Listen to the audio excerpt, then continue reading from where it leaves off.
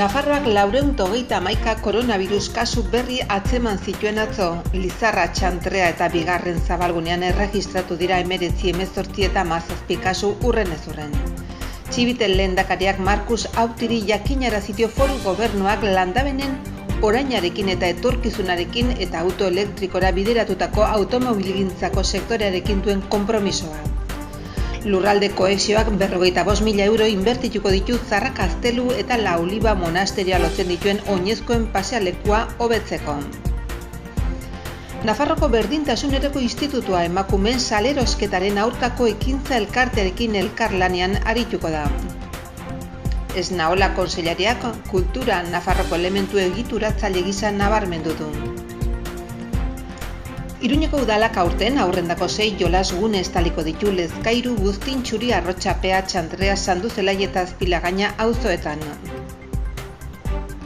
Sartagudako kalen izenak euskeraz ere jarriko dira hemendik aintzinera. Txibite lehendakaria gazte talde batekin izan da Baztanen Gazteriaren Institutuak uda honetan antolatutako aisialdi alternatiboko jardueretako batean.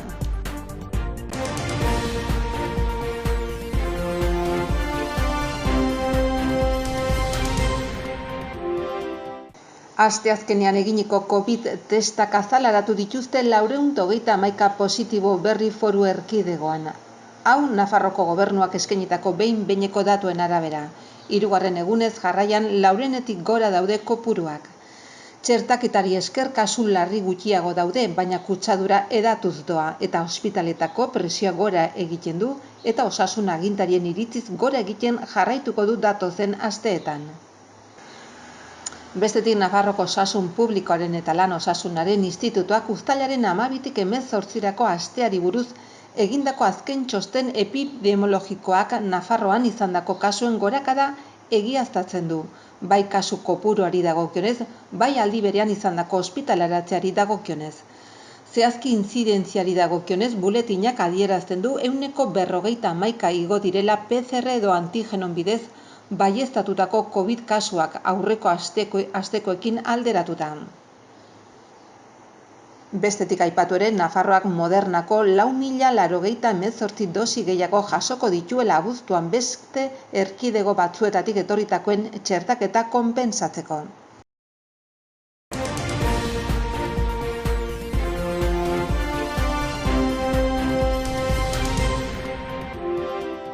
Txibite lehendakariak Markus Aut Nafarroko Volkswageneko presidente eta Landabengo landegiko zuzendari nagusiari jakinarazi dio foru gobernuak fabrikaren eta bertako langileen orainarekin eta etorkizunarekin duen konpromisoa.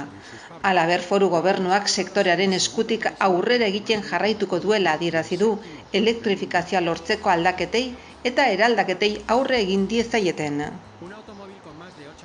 Lehendakariak Nafarroko Volkswageneko presidente eta zuzendari nagusi berria izanen denarekin bilera bat izan du.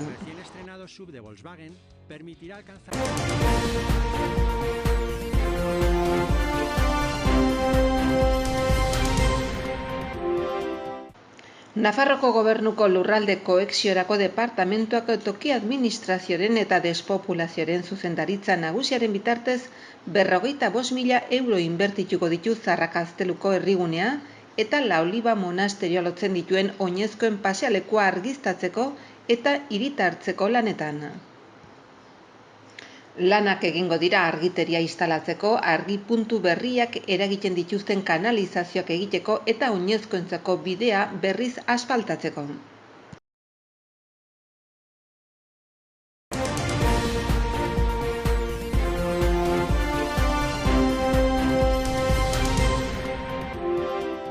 Nafarroko gobernuak Nafarroko Berdintasunerako Institutuaren bidez emakumeen salerosketaren aurkako ekintza elkartearekin lehenbiziko aldiz lankidetza hitzarmena sinatu du. Bizirik dauden emakumeak prozesu personaletik eraldaketa sozialera proiektua garatzeko. Sinatutako hitzarmenaren arabera, genero indarkeria horretatik bizirik atera diren 2 migratzailek bitartekari eta lotura gisa jardungo dute beste emakume batzuei prozesuan laguntzeko.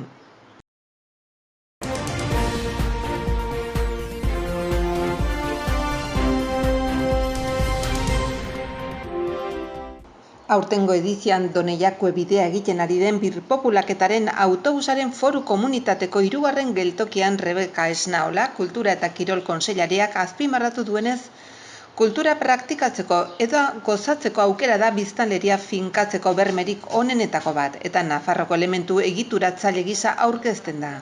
Proiektu honen bidez landa eremuko Espainiaren ekimenak ezagutarazi nahi dira, aurrerapenerako eta gizarte berrikuntzarako lurralde gisa.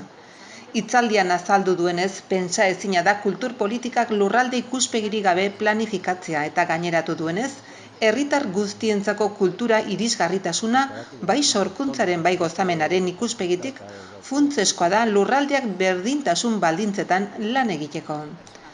Azkenik, kontseilariak nabarmendu nahi izan du tokiko erakundeak funtsezko eragileak direla lan honetan lehenik agenda kulturalen programatzaile gisa eta ondoren lurraldeko elkarte eta profesionalen dinamizatzaile gisa. Para generar colectivos y de alguna manera participar en ese hecho creativo.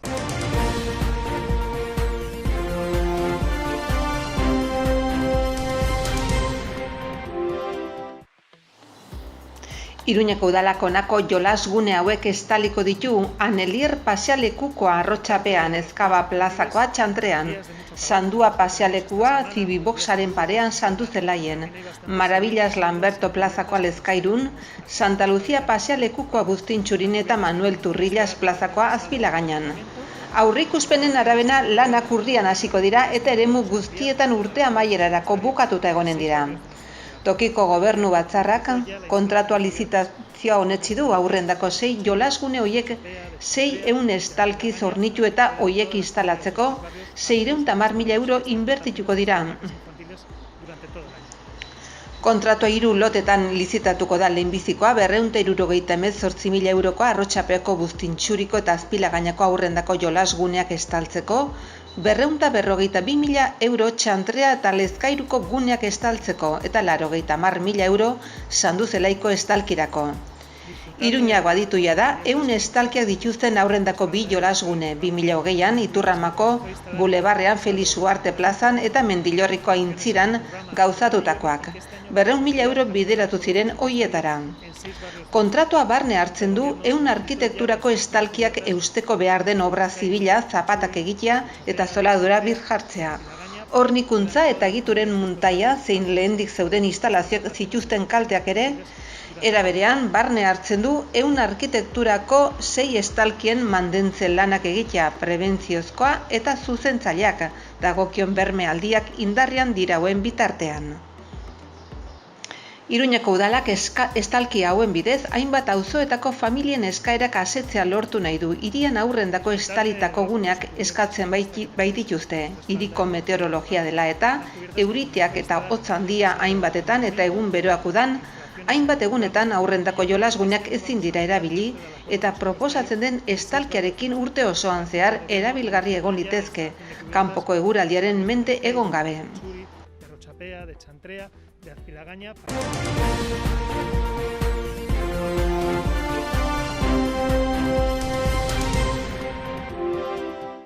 Sartagudako Nafarroa Aurrera elkartearen ekimenez, agerraldiaren bultzadarekin eta udalaren babesarekin herri horretan kale izenetako plakak euskeraz eta gaztelaniaz jartzen hasi dira eta proposamen hori bera beste herri batzuetara zabalduko dute orain. Atzo egin zuten egitasmoren aurkezpena Sartagudan eta plaka berriak jartzen hasi dira. Sartagudan azken 10 urteetan euskera joan da bere bidea egiten poliki-poliki jaietako programetan, hiriko seinalizazioetan, eraikin publikoetan, errotulazioetan edota euskaraldiko parte hartzean eta ekimen honekin beste urrats bat egin nahi izan dute euskararen normalizaziorako norabidean. Kalen izenak euskaraz ere irakurri ahal izango dira orain eta horrez gain, erregistro eta katastroetan ere euskeraz erregistratuko dituzte modu ofizialean beraz.